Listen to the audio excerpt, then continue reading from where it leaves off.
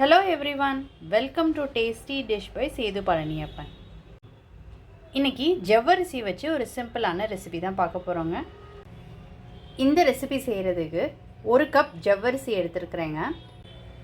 2 தடவை நல்லா கழுவிட்டு ஊற வச்சுருக்குறேங்க. ஒரு 4லேருந்து 5 மணி நேரத்துக்கு ஊறட்டும். ஜவ்வரிசி ஊற வச்சுருந்தது நல்லா ஊறிடுச்சு. நல்லா இந்த மாதிரி சாஃப்டாக ஊறிடணுங்க. தண்ணியை வடிச்சிட்டு நான் எடுத்து வச்சுருக்கிறேன். ஒரு கடாயில் கொஞ்சம் நெய் விட்டுருக்கேங்க. இந்த நெய்யில் நிலக்கடலையை வறுத்து எடுத்துக்கலாம். நெய்யில் வறுத்துக்கிட்டிங்கன்னா டேஸ்ட் ரொம்ப சூப்பராக இருக்கும். அதனால் நெய்யில் வறுத்துக்கிறேங்க. இல்லாட்டினா நீங்கள் ட்ரை ரோஸ்ட் பண்ணுறதுனாலும் பண்ணிக்கலாம். நல்லா வறுபட்டுருச்சு. இப்போ இது பிளேட்டுக்கு மாற்றிக்கலாங்க. நல்லா ஆறுனதுக்கப்புறம் கடலையை ஒன்றும் பாதியுமாக நச்சு எடுத்துக்கலாங்க. ஒரு கடாயில் எண்ணெய் விட்டுக்கிறேங்க. எண்ணெய் சூடானதுக்கப்புறம் இதில் கடுகு, உளுந்தம்பருப்பு, ஜீரகம் சேர்த்துக்கிறேன். காய்ந்த மிளகாய் சேர்த்துக்கிறேன். கருவேப்பிலை, ஒரு பெரிய வெங்காயம் நல்லா வதங்கட்டும். இதில் உருளைக்கிழங்கு சேர்த்துக்கிறேங்க. உருளைக்கிழங்கு நல்லா வதங்கட்டும். இதில் மஞ்சள் தூள் கொஞ்சம் சேர்த்துக்கிறேன். காய் வதங்கிறதுக்கு தேவையான உப்பு சேர்த்துக்கிறேன்.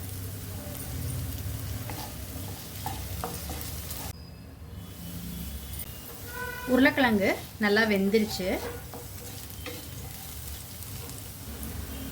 இதில் ஊற வச்சுருந்த ஜவ்வரிசியை சேர்த்துக்கிறேங்க. தண்ணியை வடிச்சிட்டு இது சேர்த்ததுக்கப்புறம் இதுக்கு தேவையான உப்பு சேர்த்துக்கோங்க.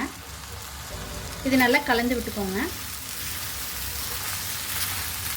அடுப்பு கம்மியிலே வச்சுக்கோங்க. சிம்மில் வச்சுட்டு இது பண்ணிக்கோங்க. ஏன்னா ஜவ்வரிசி உடனே அடி பிடிக்க பார்க்கும். கொஞ்சம் கைவிடாமல் கிண்டிக்கோங்க.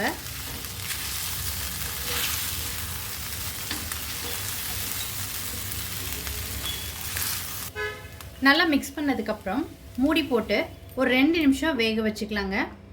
நடுவில் தொடர்ந்து கிண்டி விட்டுக்கோங்க. 2 நிமிஷத்தில் 2 நிமிஷம் கழித்து நல்லா வெந்ததுக்கப்புறம் நல்லா டிரான்ஸ்பரண்ட்டாக வந்துச்சு பாருங்கள். இப்போ இந்த ஸ்டேஜில் பொடிச்சு வச்சுருக்கிற நிலக்கடலை பவுடரை சேர்த்துக்கிறேங்க. இது நல்லா கலந்து விட்டுக்கலாம். இதில் லெமன் ஜூஸ் கொஞ்சம் சேர்த்துக்கிறேங்க. மல்லித்தலை போட்டுக்கிறேன். இது கலந்து விட்டுக்கலாம். ஜவ்வரிசி உப்புமா ரொம்ப சூப்பராக ரெடி ஆகிடுச்சுங்க. இப்போ இறக்கிடலாம். உருளைக்கிழங்கு போட்டு செஞ்ச ஜவ்வரிசி உப்புமா ரொம்ப சூப்பராக ரெடி ஆகிடுச்சுங்க. இதை ஈவினிங் ஸ்நாக்காக நீங்கள் பசங்களுக்கு செஞ்சு கொடுக்கலாம். ரொம்ப குயிக்காக செய்யக்கூடிய ரெசிபி தாங்க.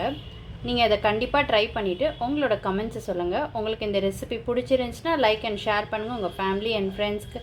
Tasty dish by Sethu Palaniappan சேனலை சப்ஸ்கிரைப் பண்ணுங்கள். நோட்டிஃபிகேஷன் பெல்லை கிளிக் பண்ணுங்கள் for more videos. Thanks for வாட்சிங்.